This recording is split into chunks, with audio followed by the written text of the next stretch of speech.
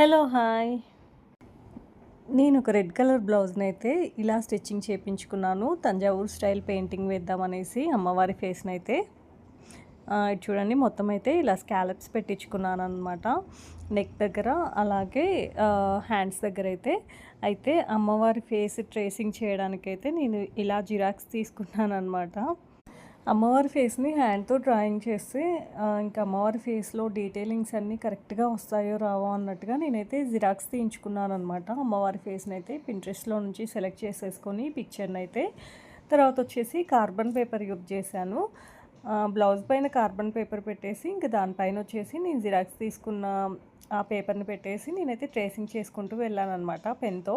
తర్వాతైతే ఇంకా పెయింటింగ్ వేయడమే అనమాట. ఇక్కడైతే నేనైతే పెయింటింగ్ వేయడానికి రింగ్‌నైతే పెట్టేస్తున్నాను. ఇలా అయితే ఈజీగా ట్రేసింగ్ చేసేసుకోవచ్చు. నచ్చితే don't forget to like, share and subscribe.